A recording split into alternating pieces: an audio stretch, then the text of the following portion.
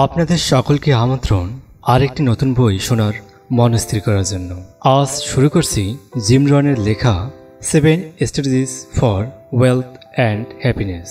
বইটি বাংলায় অনুবাদ করছেন ফজলে রাব্বি। আজ অধ্যায় 6, ব্যক্তিগত উন্নয়নের জাদু। চলুন এই অধ্যায়টি শুরু করি। আশা করছি পুরো অধ্যায়টির সাথেই থাকবেন। একদিন জনাব শো বললেন, জিম, তুমি যদি তোমার জীবনে সুখী ও সমৃদ্ধশালী হতে চাও তবে এই নীতিটি সর্বদা স্মরণ রাখবে। নিজের কর্মক্ষেত্রের চেয়ে নিজের ব্যক্তি সত্তার উন্নতির উপর বেশি শ্রম দেবে। সেই থেকে আমি আমার ব্যক্তিগত উন্নয়নে কাজ করে যাচ্ছি। এটা বেশ চ্যালেঞ্জিং কাজ, তবে কাজটি যত কঠিন হোক না কেন এর ফলাফল সারা জীবন ধরে ভোগ করা যায়। আসলে গুরুত্বপূর্ণ জিনিস হচ্ছে আপনি কি হয়ে উঠছেন। জীবনে উন্নত ব্যক্তিত্বের অধিকারী হয়ে ওঠা অন্য যে কোনো সম্পদ বা সম্পত্তি পাওয়ার চেয়ে বেশি গুরুত্বপূর্ণ। ব্যক্তিগত উন্নয়ন শিক্ষা থেকে আপনি কি পাবেন তার চেয়ে বেশি গুরুত্বপূর্ণ হচ্ছে আপনি কীরকম পুরুষ হয়ে উঠলেন। এ হতে পারবেন আর কি পেতে পারেন, এই দুইয়ের মধ্যে পার্থক্য আছে। আমি কি পাচ্ছি এই প্রশ্ন না করে আপনার প্রশ্ন হওয়া উচিত, আমি কি হতে পারছি। আপনি যা হবেন আপনি তাই পাবেন। হওয়ার উপর পাওয়া নির্ভরশীল। এভাবে চিন্তা করলে সুবিধা হবে। আজকে আপনার কাছে যা কিছু সম্পত্তি আছে তার কারণ আপনি যে ব্যক্তি হিসেবে নিজেকে গড়ে তুলছেন, আপনার ব্যক্তিত্বের অনুপাতেই আপনার সম্পত্তি। তাই সত্যটি হলো আপনার যা আছে তার চেয়ে বেশি পেতে চাইলে আপনার নিজেকে সরিয়ে যেতে হবে। এটা জীবনের একটা চরম সত্য। আপনি যদি আরও বেশি চান তবে আপনার নিজেকে আরও বেশি সমৃদ্ধ করে তুলতে হবে। এটা হতে পারে চারিত্রিক গুণাবলী, কোনো বিশেষ দক্ষতা বা আচরণ সংক্রান্ত বিষয়। এখানে আপনার অনেক বেশি মনোযোগ দিতে হবে। অন্যথায় বর্তমানে যা কিছু আছে তাই নিয়ে সুখী থাকতে হবে। নিজেকে বদলাতে না পারলে প্রাপ্তির পরিমাণ আগের মতোই থাকবে। আপনার আয় কখনোই আপনার আত্মোন্নয়নকে সরিয়ে যেতে পারে না। কখনো কখনো আয় হঠাৎ করেই এক লাফে বেড়ে যায়, কিন্তু সাথে করে যে দায়িত্ব আনে তা যদি সামনে না যায় তবে তা আগের মতো হয়ে পড়ে। কেউ যদি আপনাকে 1 লাখ টাকা দেয় তো আপনি খুব দ্রুত লাখপতি হয়ে যাবেন, কিন্তু টাকাটা আপনি কতদিন ধরে রাখতে পারবেন। একবার এক ধনী লোক বলছিল, যদি পৃথিবীর সব টাকা সংগ্রহ করে সবার মাঝে সমানভাবে ভাগ করে দেওয়া হয় তবে তা যে পকেটে ছিল ঠিক সেই পকেটেই আবার ফিরে আসবে। ব্যক্তিগত উন্নয়ন ছাড়া যা অর্জন করা হয় তা ধরে রাখা খুবই মুশকিল। মূল্য বা প্রাইস। আমার বয়স যখন কম ছিল তখন আমি বিভিন্ন বিষয়ে নিয়ে ধাঁধার মধ্যে থাকতাম। ভেবে অবাক হতাম, একই কাজে কাউকে 20,000 টাকা আর কাউকে 40,000 টাকা দেওয়ার কারণ কি, অথচ তারা উভয়ে একই প্রতিষ্ঠানে কাজ করে একই ধরনের পণ্য নিয়ে কারবার করে এবং সম পরিমাণ বছর ধরে প্রতিষ্ঠানে কাজ করে যাচ্ছে। কি অদ্ভুত, তাই না? কেন একজন আরেকজনের থেকে দ্বিগুণ অর্থনৈতিক শক্তির অধিকারী। 20,000 আর 40,000 মধ্যে পার্থক্য বা কতটুকু? আমি চিন্তা করলাম এটা আসলে সময়ের ব্যাপার। কেউ খুব ভালো করে কারণ তার যথেষ্ট সময় আছে, তাই সুমিত ভালো করবেই কারণ তার যথেষ্ট সময় আছে। আবার যদি এমন সময় থাকতো তবে আমিও ভালো করতাম। তখন আমি এভাবেই ভাবতাম, কিন্তু এটা সত্য নয়। আপনি অন্য কারো সময় পেতে পারেন না। একবার এক লোক আমাকে বলছিল, আমি যদি আরো বেশি সময় পেতাম তাহলে আরো বেশি আয় করতে পারতাম। আমি বলছিলাম, তাহলে এটা ভুলে যাও। প্রত্যেকের সময়ে দিনে 24 ঘন্টা, কমও না বেশিও না। যখন মধ্যরাতের ঘন্টা বাজে তখন এটা জানিয়ে দেয় যে সময় শেষ, আর সময় নেই। আপনি যদি দিনে 24 ঘন্টার বেশিও চান তাতেও লাভ নেই। লাভ কি? আপনি কি তা পাবেন? তাই যদি বেশি সময় তৈরি করতে না পারেন তাহলে আর্থিক ফলাফলও প্রভাবিত হবে না। মূল্যই বা ভ্যালু কিন্তু পার্থক্য তৈরি করে। আপনি সময় তৈরি করতে পারবেন না, তবে মূল্য তৈরি করতে পারেন। অর্থনীতিতে মূল্য বা ভ্যালু তৈরি করার প্রাথমিক কাজ। আপনি যেখানে কাজ করুন না কেন আপনার তৈরিকৃত মূল্যের জন্য বেতন পান। আপনার সময়ের জন্য অর্থ দেওয়া হয় না, অর্থ দেওয়া হয় মূল্য বা আপনার উৎপাদনশীলতার জন্য। কেউ হয়তো বলল, এক মাসে আমাকে 8,000 টাকা দেয়া হয়, এটা কি ঠিক? এটা ঠিক নয়। এটি সত্যি হলেও সে তার বাসায় বসেই 1 মাস সময় দিয়ে 8,000 টাকা পেতে পারত। 1 মাসের কাজের মাধ্যমে সে যতটুকু মূল্য তৈরি করে তার জন্য 8,000 টাকা প্রদান করা হয়। মূল্য পরিমাণের জন্য মাপ হিসেবে করা হয়। এই জন্য দ্বিগুণ মূল্য তৈরির বিনিময়ে দ্বিগুণ আয় করার কি সম্ভব? একই সময়ের মধ্যে 3 গুণ বা 4 গুণ কাজ করে দেখানো কি সম্ভব? প্রশ্নগুলো গুরুত্বপূর্ণ। এর উত্তর দেওয়া যায় এভাবে। অবশ্যই আপনি আরো বেশি মূল্য তৈরি করতে পারেন যদি আপনি নিজের ব্যক্তিগত উন্নয়নে কাজ করেন। এখানে একটি যদি আছে। জীবন নিজেই একটি বড় যদি। হ্যারি ট্রুম্যান একবার বলছিলেন, জীবন যদিময়। এখানে মানুষ বিভ্রান্ত হয়। একজন বলল, আমার 10 বছর কাজের অভিজ্ঞতা থাকা সত্ত্বেও ভালো করতে পারছি না। আসলে 10 বছরের অভিজ্ঞতা নয়, ছিল 1 বছরের অভিজ্ঞতা। সে এটাই ঘুরে ফিরে 10 বছর কাজে লাগিয়েছে, নাহলে সে বাকি 9 বছর নিশ্চয়ই উন্নতি করতে পারত। সবাই বেশি বেশি টাকা উপার্জন করতে চায়, কিন্তু বেশিরভাগ ভুল জায়গায় খুঁজে। আমাদের কর্মচারী বন্ধু হয়তো বলবে সে সব দোষ মালিকের। আমি আমার মালিকের অধীনে কাজ করছি, আরও বেশি টাকা আয় করতে তাকে তুষ্ট করতে হবে। যদিও মালিক খুব দুষ্টু প্রকৃতির, আমি তাকে কখনো খুশি হতে দেখিনি। খুশি হয়ে কারো বেতন 3 গুণ করে দিল তাও দেখিনি। কেউ হয়তো বেতন বাড়ানোর জন্য আন্দোলন করতে চায়। একবার আন্দোলন শুরু হলে পরিবারটাও এটা বজায় রাখতে হবে। এতে খুব বেশি বেতন বাড়ে না, এই কৌশলটা ভুলে যান। আপনি হয়তো কোনোভাবে জীবন চালিয়ে নেবেন, কিন্তু আপনার জন্য আরও বেশি কিছু আছে। কোনো রকমের জীবন চালানোর জন্য আপনি নিশ্চয় এই বই পড়তেন না। আপনি খুব ভালো করে জীবন অতিবাহিত করতে চান, তাই না? আমি এমন কিছু বিক্রয়কর্মী জানি যারা হঠাৎ কোনো সুযোগের আশায় থাকে। তারা বলে, আমার কোনো বিক্রয় সংক্রান্ত বই থেকে এর সমস্ত কৌশল শিখে নেব, ফলে আমাদের আয় বেড়ে যাবে বহুগুণ। আপনি চেষ্টা করে দেখতে পারেন, কিন্তু আমার অভিজ্ঞতা বলে আপনি যদি ঠিকভাবে মূল্য না দেন তবে আপনার যা বেতন আছে পরিচিত তাও পাবেন না। আপনি দ্রুততার সাথে কাজ করে গেলেন, কিন্তু মূল বিষয় নয়, অথবা আপনি যে দাবি দেওয়া চাইবেন তার কতটুকু পেলেন তাও মুখ্য বিষয় নয়, বরং বহিরাগত একটি কাজ ঠিকভাবে করার জন্য আপনি নিজের ভিতরে কতটুকু কাজ করলেন তাই বরং। একসময় আমি চিন্তা করতাম কার্যক্ষমতা বুঝি বিভিন্ন বহিরাগত কারণে ঘটে থাকে, কিন্তু সময়ের সাথে সাথে আমি আবিষ্কার করলাম সত্যিকারের কার্যক্ষমতা আসে মূলত তাদের ভিতর থেকে, যাদের ভিতরে উপযুক্ত দক্ষতা আছে।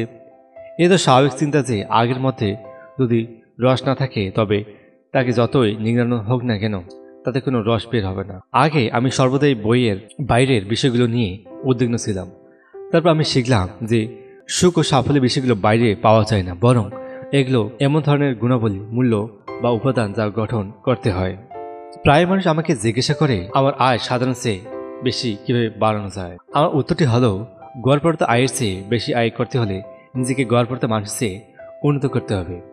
কিভাবে? যারা শুরু করছেন মাত্র তাদেরকে বলবো, আপনারা মানুষের সাথে যে হাত মেলান, যাকে ইংরেজিতে হ্যান্ডশেক বলে, এই হাত মেলানোর ধরনটি বদলে ফেলুন। প্রতিটি খুঁটিনাটি বিষয় নিয়ে কাজ করুন। কোনো মানুষ বলবে আমি উন্নতি করতে চাই, অথচ তিনি হাত মেলানোর মতো ছোট কিন্তু গুরুত্বপূর্ণ কাজে উন্নতি হতে অনাগ্রহী। তার সাথে হাত মেলালে মনে হবে দুর্বল, উৎসাহ আর আগ্রহ শক্তির অভাব, যেন কোনো রকমে হাতটি মিলিয়ে চলে যেতে চায়। এই ব্যাপারটি তার বুঝতেও চায় না। কিন্তু আপনি যিনি গড়পড়তা মানুষের চেয়ে উন্নত করতে চান তাকে অবশ্যই এইসব বিষয়ে উন্নত হতে হবে। তারপর আপনার গড়পড়তা হাসির উপর কাজ করুন, মানুষের প্রতি আগ্রহী হয়ে উঠুন। তাকে দিয়ে নিজের কাজ করিয়ে নেওয়ার জন্য নয়, বরং তাকে জানার জন্য সত্যিকার অর্থে আন্তরিকতার সাথে মানুষের প্রতি আগ্রহী হয়ে উঠুন। গড়পড়তা আকাঙ্ক্ষার চেয়ে বেশি চান জীবনে উন্নতি করতে, জয়ী হতে নিজের আকাঙ্ক্ষাকে গড়পড়তার চেয়ে বেশি তীব্র করে তুলুন। দেখবেন সবকিছু বদলে গেছে। এর চেয়ে মন্দ কিছু আর নেই। যিনি গড়পড়তার উপরে চাকরি চান এবং গড়পড়তার উপরে বেতন চান, অথচ তার কার্যক্ষমতা গড়পড়তার উপরে নয়, আমি একে হতাশা বলি। সাধারণ কার্যক্ষমতা নিয়ে অনেকেই উঁচু পদ ও বেশি বেতন আশা করে, এখান থেকেই হতাশার সৃষ্টি হয়। উঁচু পদ মানে বেশি দায়িত্ব, আর যে ব্যক্তি বেশি দায়িত্ব সম্পূর্ণ করতে পারে তাকেই তো বেশি বেতন দেওয়া হয়। কিন্তু যার কর্মক্ষমতা সাধারণ, সে যখন তার নিজের কর্মক্ষমতার বৃদ্ধি করার বদলে উচ্চ পদস্থ ব্যক্তি সুবিধাদি ভোগ করতে অনাগ্রহী হয়ে ওঠে, তখন থেকেই তার মধ্যে হতাশার সৃষ্টি হয়। আগে আমি এমন চিন্তা করতাম দিন বদলাবে, নতুন দিন আসবে, যখন আমার আর কোনো সমস্যা থাকবে না, পরিস্থিতির বদল ঘটবে, সবের পরিবর্তন হবে এবং আমার অবস্থার উন্নতি হবে। ভাগ্য ভালো, পরিস্থিতির পরিবর্তন হয়নি, ফলে আমি আমার অযোগ্যতা নিয়ে বেশি দিন কর্মক্ষেত্রে থাকতে পারতাম না। কিন্তু যখনই আমি বুঝতে পারলাম আবার আশা দুর্দশা কোনো কিছুই পরিবর্তন হতে যাচ্ছে না, তখনই থেকে আমার মনে হলো আমি বাণী জলে ভেসে যাচ্ছি। হনলিতে আমি একটি তেল কোম্পানির আয়োজিত সেমিনারে অংশ নিয়েছিলাম। এখানে সারা বিশ্বে তেল কোম্পানিগুলোর ঊর্ধ্বতন কর্মকর্তাগণ যোগ দিয়েছিলেন। একজন বলেছিলেন, জনাব রন, আপনি বিশ্বের অনেক গুরুত্বপূর্ণ ব্যক্তিকে চেনেন। পরবর্তী 10 বছর কিভাবে কাটবে বলে আপনি মনে করেন? আমার উত্তর ছিল, হ্যাঁ, আমি এমন অনেককেই চিনি। আমি আপনাদেরকে বলতে পারি পরবর্তী 10 বছর আসলে কি ঘটবে। আসলে যেমন চলছে তেমনিই চলবে। এটা অনেকেই অবাক করছিল, কিন্তু যা সত্য আমি তাই বলছিলাম। ঢেউ আসে আবার চলেও যায়। ৬,০০০ বা তারও বেশি বছর ধরে এটা এভাবেই চলছে। আলোর পর আধার আসে আর আধারের পর আলো। এটা এখন আর আমাদের বিস্মিত করে না। হেমন্তের পর শীত আসে, প্রত্যেকবারই মনে হয় গত ৬,০০০ বছর ধরেই এমন হচ্ছে। কোনো শীতকাল দীর্ঘ, কোনটা বা সংক্ষিপ্ত, কোনটা কঠিন, কোনটা সহজ। যেমন হোক, প্রতি বছর প্রতিবার হেমন্তের পরেই শীত আসে। এর কোনো ব্যত্যয় নেই। কখনো বুঝতে পারবেন, কখনো বুঝতে পারবেন না। কখনো পথ সহজ মনে হবে, কখনো বা বন্দর। পরিবর্তন কখনো আপনা আপনি হবে না। এটা এমনই। কেউ যদি জিজ্ঞেস করে আমার জীবনে বদলাবে কি করে, উত্তরটা হবে আপনি বদলালেই আপনার জীবন বদলাবে। সবার প্রত্যেই আমার পরামর্শ হলো, যখন নিজে আরও উন্নত হবেন আপনার জীবনও তখন উন্নত হবে। উন্নতি কিন্তু চাইলেই ঘটে না। উন্নতি এমন এক জিনিস যার জন্য আপনার সক্রিয় চেষ্টা দরকার। আপনি নিজে যখন উন্নত হবেন তখনই কেবল আপনার উন্নতি ঘটবে। জীবনের মৌসুম, এখানে দুটি বিষয় জড়িত। প্রথমটি হলো জীবন আর বাণিজ্য দুটো ঋতুর মৌসুমের মতো। দ্বিতীয়টি হলো ঋতু বদলানো না গেলেও নিজেকে বদলানো যায়। চলুন দেখি জীবনের ঋতুগুলো বা মৌসুমগুলো কীভাবে সামলানো যায়। শীতকাল হচ্ছে শক্তি অর্জনের সময়। প্রথম ও প্রধানত শিখুন কী করে শীতকালকে সামলানো যায়। এটি বিভিন্ন রকম হতে পারে। শীতকাল বলতে এখানে কঠিন পরিস্থিতি বোঝানো যাচ্ছে। অর্থনৈতিক মন্দা চললে সেটা আর্থিক শীতকাল, অসুখ করলে স্বাস্থ্য সংক্রান্ত শীতকাল, কষ্ট পেলে সেটা ব্যক্তিগত শীতকাল। শীতকাল হলো কষ্ট ও একাকিত্বের সময়। গুরুত্বপূর্ণ প্রশ্নটি হলো, আপনি কি একে সামলাবেন কি করে? কেউ শীতকালকে ভুলে যাওয়ার ভান করে, ঠিক যেন বাচ্চাদের মতো, কিন্তু এতে কিছুই হয় না। এই সময় বুদ্ধিমানরা কি করে, তারা আরও শক্তি অর্জনের চেষ্টা করে।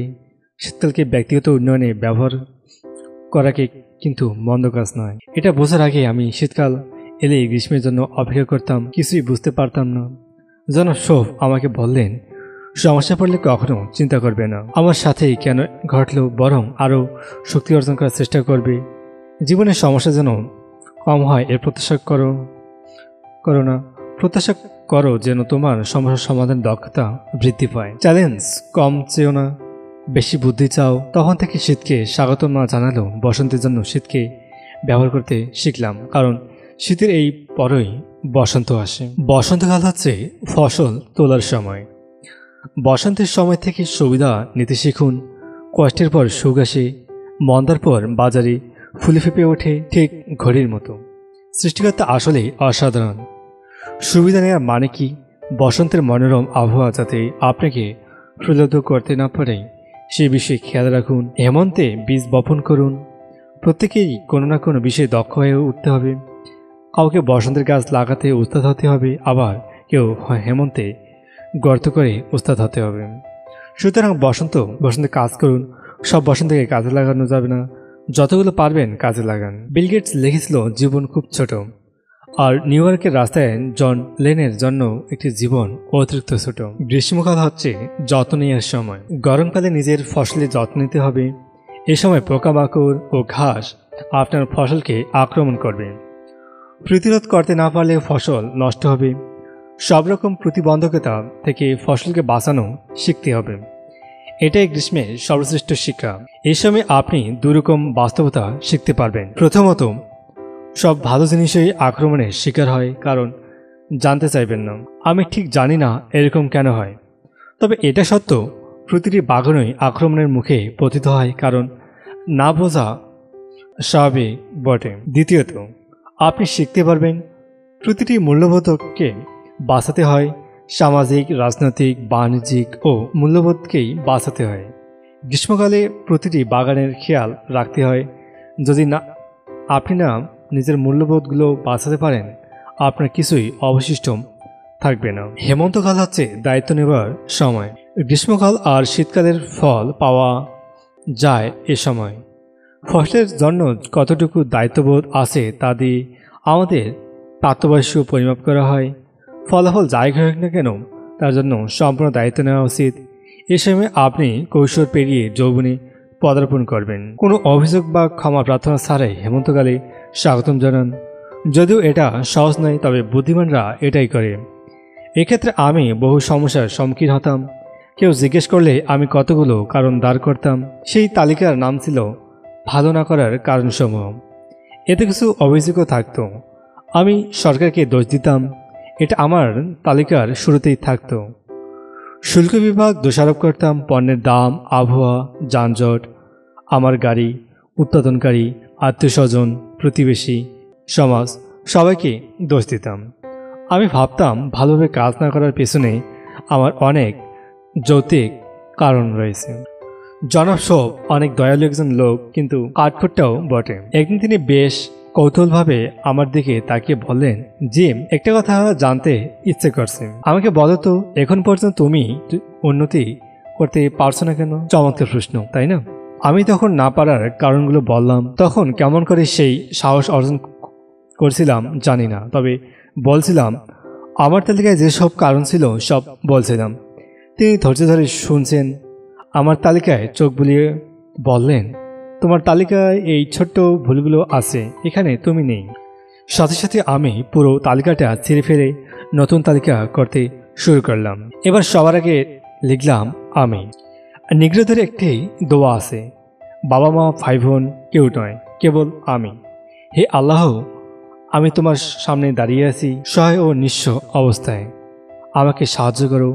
আমি সচেতনতার অভাবে আমার বাইরের সবকিছু দায়ী করতাম, অথচ সমস্যা ছিল আমার নিচের মধ্যে। বাহ্যিক ঘটনা আমাদের জীবনে ফলাফল নির্ধারণ করে না। যা ঘটে তা তো ঘটে, তা সবার সাথেই ঘটে, এর কোনো ব্যতিক্রম নেই। দুই ভাইয়ের বাবা ছিল মদ্যপ। দুই ভাইয়ের মধ্যে একজন ভাই ছিল অপরাধী, আরেকজন বিচারক। একই ঘটনা দুই রকম ফলাফল। কি করে তা হলো? আসলে ঘটনা কি ঘটে সেটা বড় কিছু নয়, তার চেয়ে গুরুত্বপূর্ণ হচ্ছে যা ঘটে সেই ব্যাপারে আমার আপনার প্রতিক্রিয়া কি। তাই জীবনে তো কত কিছুই ঘটে এবং ঘটবে। আমার সাথে, আপনার সাথে, আমার সবার সাথেই নানা বিচিত্র ঘটনা ঘটে। এখন প্রশ্ন হচ্ছে আমাদের প্রতিক্রিয়া কেমন হবে। আপনারা কখনো মার্ফি সূত্র সম্পর্কে শুনছেন? মার্ফি সূত্র হচ্ছে ভুল হবার সম্ভাবনা যদি থাকে তবে তা ঘটবেই। আসলে তাই, এমনটা আমার সাথেও ঘটেছে। বহুবার অবাক হয়েছি। একবার 20 লাখ টাকার সম্ভাবনা হারিয়েছিলাম। ভয়ঙ্কর ঘটনা। এটা থেকে উদ্ধার পেতে আমার অনেক সময় লেগেছিল। আমাকে বলতে হবে, কিছু লোকের জন্য ঝানি টানাই যথেষ্ট নয়। আমার অবস্থাও এমন ছিল। যে কোনো সময় আপনার সব অর্জন ধূলিসাৎ হতে পারে। এমন সময়ও আসতে পারে যখন আপনি কর্পদক্ষশূন্য হয়ে পড়বেন। আমারও এমন সময় এসে গেছে। তখন আমি ঋণগ্রস্ত হয়েছিলাম। এমনই হয়, প্রত্যেকের আলাদা আলাদা গল্প আছে। কেউ হয়তো বলবে, কিন্তু আপনি আমার দুর্দশা অনুমান করতে পারবেন না। আরে ভাই, প্রত্যেকেই দুর্দশা থাকে। আপনি কি মনে করেন দুর্দশা কেবল আপনার জন্য বিশেষ উপহার? মোটেই না। এখন প্রশ্ন হলো, তাহলে আপনি কি করবেন? আপনার সীমা যখন আপনি নিজেই আরোপ করেন, স্ব আরোপিত সীমাবদ্ধতা। আমরা নিজেরা নিজেদের উপর কিছু সীমাবদ্ধতা আরোপ করি, এগুলো আমাদের উন্নতি ব্যাহত করে। 3 রকম স্ব আরোপিত সীমাবদ্ধ রয়েছে, চলুন দেখে নেই। প্রথমটি হলো গড়িমসি করা। এটা সবচেয়ে ভয়াবহ। আমরা যখন ছোট ছোট কাজগুলো জমিয়ে রাখি তখন একে গুরুত্বপূর্ণ মনে হয় না। কাজগুলো যখন জমে পাহাড়সম হয়ে পড়ে তখন নিঃসন্দেহে মাথার চুল ছিঁড়তে ইচ্ছে হয়। দোষারোপ করা হলো আরেকটি সীমাবদ্ধতা। এটা প্রায় সবাই করে।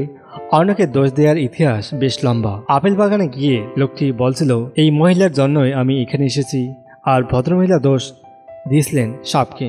আমরা কেন সবসময় অন্যের দিকে আঙ্গুল তুলি? কারণ আমরা আমাদের অহংকারকে বাঁচাতে চাই। এভাবে আমরা যখন বাইরের কারণগুলোর প্রতি আঙ্গুল তুলি, আমরা নিজেদের দুর্বলতা ও ব্যর্থতাকে ঢেকে দেই।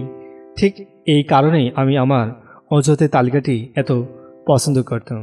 আমার তালিকার সবচেয়ে বড় অজুহাত ছিল জিনিসপত্রের অনেক বেশি দাম নেই। একদিন এমন অজুহাত দেয়ার জনাব সোব বললেন, শোনো চিম, দাম কোনো কারণ নয়, কারণ হলো তোমার সামর্থ্য না থাকা। তিনি ঠিক বলছিলেন। আসলে দাম কোনো সমস্যা নয়। আপনি যদি আপনার দায়িত্বগুলো সর্বদাই এড়িয়ে চলেন তবে আপনি সর্বদাই হতাশা ও দ্বিধাদ্বন্দ্বের মধ্যে থাকবেন। আপনার ক্রয় করার সামর্থ্য কখনো বাড়বে না। কিন্তু আপনি যখন অন্যের পরিবর্তন নিজের উপর গুরুত্ব দিবেন তখন দেখবেন আপনার ব্যক্তিগত উন্নয়ন ও অধিক আয়ের ঢেউ বয়ে যাচ্ছে। অজুহাত হলো তৃতীয় সীমাবদ্ধতা। দোষারোপের সাথে এর মিল আছে। ভাবুন কত রকম অজুহাত আছে। লাখ লাখ মানুষ এর চেয়েও বেশি অজুহাত দেয়। সত্যকে স্বীকার করতে ভয় পায় বলে এটা করে। আমার মনে হয় লাখ টাকা আয় করার চেয়ে লাখো অজুহাত দিয়ে কারো কারো জীবন কেটে যায়। টাকা ও অজুহাত একত্রে বাস করতে পারে না। এখন সবচেয়ে গুরুত্বপূর্ণ প্রশ্ন হচ্ছে নিজের উন্নতির জন্য কি করবেন। আপনাকে অবশ্যই এই প্রশ্নের উত্তর দেওয়া উচিত। এসব সীমাবদ্ধতা থেকে মুক্তি পেতে না পারলে 5 বছর পরেও আপনি একই জায়গায় দাঁড়িয়ে থাকবেন। আপনার বয়সও বেড়ে যাবে 5 বছর। দায়িত্ব নিতে এইসব সীমাবদ্ধতাকে ঝেড়ে ফেলতে পারলে আপনি 5 বছর এগিয়ে থাকতে পারবেন। অসাধারণ, তাই না? আপনাকে অনেকেই আছেন যাদের নিজস্ব দক্ষতায় বিশ্বাস নেই। তারা প্রায় ভাবেন, আমি কি এটা করতে পারবো? জীবন বদলাতে কি করা উচিত? বিস্তারিতভাবে উত্তর দেওয়ার চেষ্টা করি। আপনি সবচেয়ে গুরুত্ববাহী কাজটি করতে পারবেন। আপনার জীবনে যত সমস্যায় থাকুক না কেন, মানুষ চাইলে অনেক কিছু করতে পারে। একজন মা তার সন্তানকে বাঁচাতে 2 টন ওজনের গাড়ি সরিয়ে ফেলে। জেলের মধ্যে একজন অসুস্থ, একজন খাবার না খেয়েও বেঁচে ছিল। একদিন তার পরিবারকে দেখার আশায় অভিবাসীরা থালা বাসন ধুয়ে টাকা উপার্জনের মাধ্যমে নতুন জীবন শুরু করে, সঞ্চয় করে 5 বছরের মধ্যে নিজেদের ব্যবসা আরম্ভ করে। অবশেষ আমি এও দেখেছি যে শিশুদেরও যদি গুরুত্বপূর্ণ কিছু করতে দেওয়া হয় তবে তারা অবশেষও সাফল্য লাভ করতে পারে।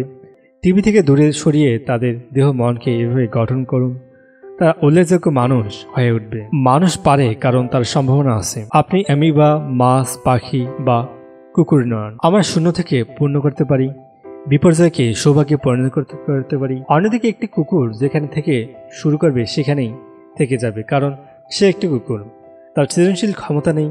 নিজের সম্ভাবনাকে আঁকড়ে ধরুন, নিজের ভিতরে ডুব দিয়ে রত্ন তুলে আনুন। সেখানে সম্পদ আছে, কেবল খুঁজে আনার অপেক্ষা। যখন তা আনতে পারবেন তখন যা খুশি পরিবর্তন করতে পারবেন।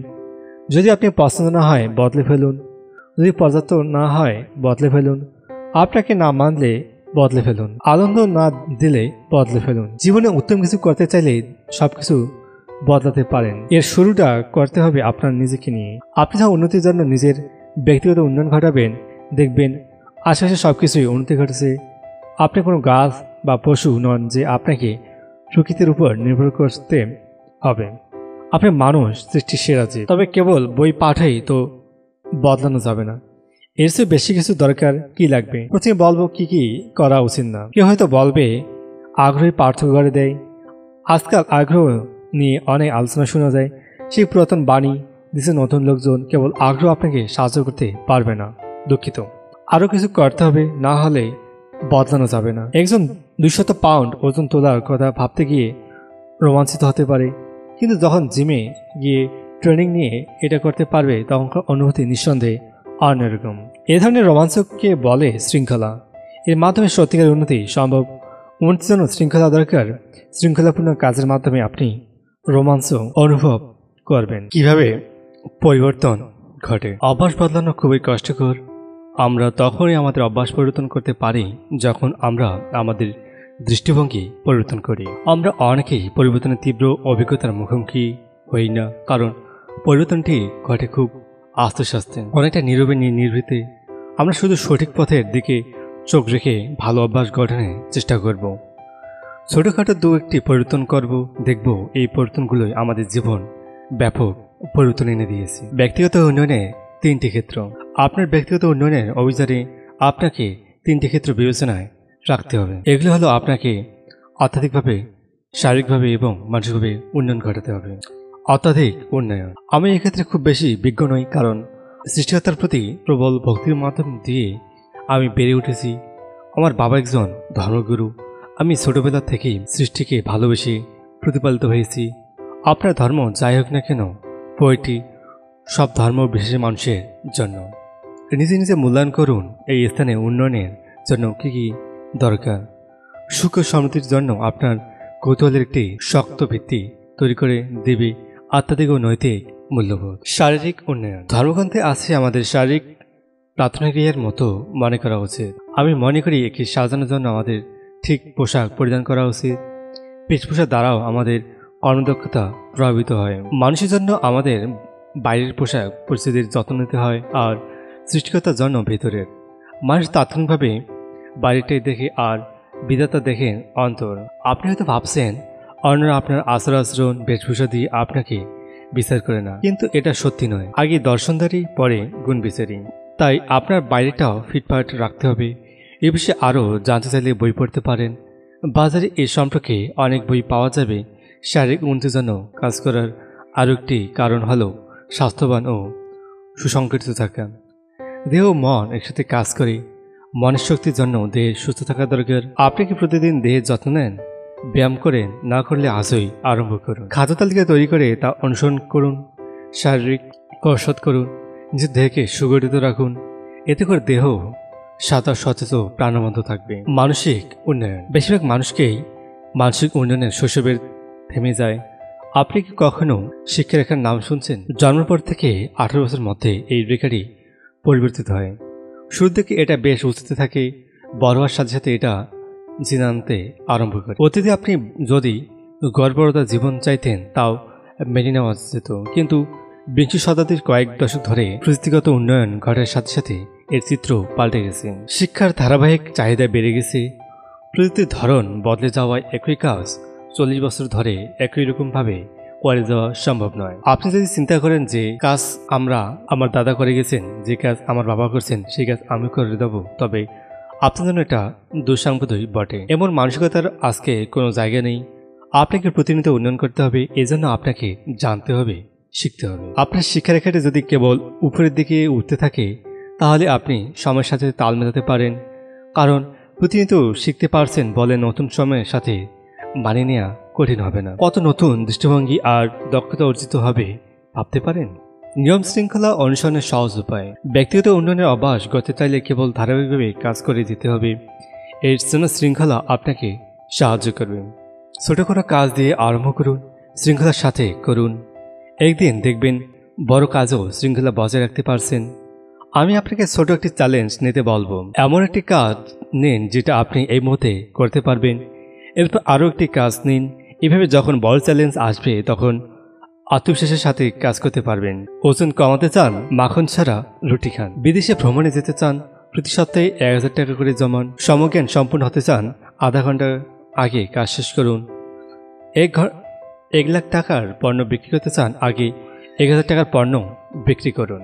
ছোট ছোট কাজ থেকে বড় বড় সৃষ্টি হয়, বড় কিছু সৃষ্টি হয়। কিন্তু আপনি যদি কখনো ছোট পদক্ষেপ না নেন তবে আপনি কখনো বড় কোনো প্রকল্পে কাজ করার সাহস অর্জন করতে পারবেন না। বিন্দু বিন্দু জলেই সমুদ্রের সৃষ্টি। ছোট থেকে বড় কিছু হয়। ছোট পদক্ষেপ না নিলে বড় পদক্ষেপ নেওয়ার আত্মবিশ্বাস অর্জন করা যায় না। প্রতিটি বিষয়কে প্রভাবিত করে ভুলবশত এক লোক বলছেন শুধু এইখানেই আমি অদক্ষ। এটা সত্য নয়। প্রতিটি অদক্ষতাই আপনাকে দক্ষতাকে বিপদে ফেলবে, কারণ যা পারেন তার চেয়ে কম করলে আত্মমর্যাদা কমে যায়। আত্মমর্যাদা কমে গেলে সাফল্য দূরে সরে যায়। নিজেকে প্রেরণা দিন। আত্ম উৎসাহ, সেলফ মোটিভেশন। সম্প্রতি আমি অস্ট্রেলিয়াতে একটি বক্তৃতা দিয়েছিলাম। বক্তৃতার পরে তাদের গণমাধ্যমে একটি সাক্ষাৎকার দিয়েছিলাম। তারা জিজ্ঞেস করলো, জনাব রন, আপনি কি আমেরিকান মোটিভেটর? আমি বললাম, না, আমি একজন ব্যবসায়ী। আমি আমার ধারণা, বুদ্ধি ও অভিজ্ঞতাগুলো অন্যদের সাথে বিনিময় করি। মানুষ নিজেরাই নিজেদেরকে অনুপ্রাণিত করে। আমি বুঝতে পেরেছিলাম যে অন্যকে বদলানো সম্ভব না। বিধাতা জানেন, পূর্বে আমি সেরকম চেষ্টাও করতাম। এক সময় আমি কিছু হতাশাগ্রস্ত বিক্রিকর্মীদের সাথে ছিলাম। এটা আমার জন্য একটি চ্যালেঞ্জ ছিল। আমি বলছিলাম, যদি এদেরকে সফল বানানোর জন্য আমাকে মরতে হয় তবু আমি মরতে রাজি। আমার অবস্থা মরার মতোই হয়েছিল। দক্ষ লোকজনকে খুঁজে পাওয়া যায়, কাউকে পরিবর্তন করে দক্ষ করা যায় না। অবশ্য এত সত্য যে তারা যদি চায় তবে তারা নিজেরাই নিজেদের পরিবর্তন করতে পারে। আপনি তাদের পরিবর্তন করতে পারি না। মানুষ জিজ্ঞেস করে কি করে যোগ্য মানুষ নিয়োগ দেওয়া যাবে। আমি বলি, যোগ্য মানুষ খুঁজতে হবে। এর চেয়ে ভালো উত্তর আমার জানা নেই। উত্তম ব্যবস্থাপনার জন্য প্রথম সূত্র হচ্ছে, হাঁস ছানাদের কখনো এগুলোর পাঠশালায় পাঠাতে নেই, কারণ এরা কখনো এগুলোর মতো উঠতে পারবে না।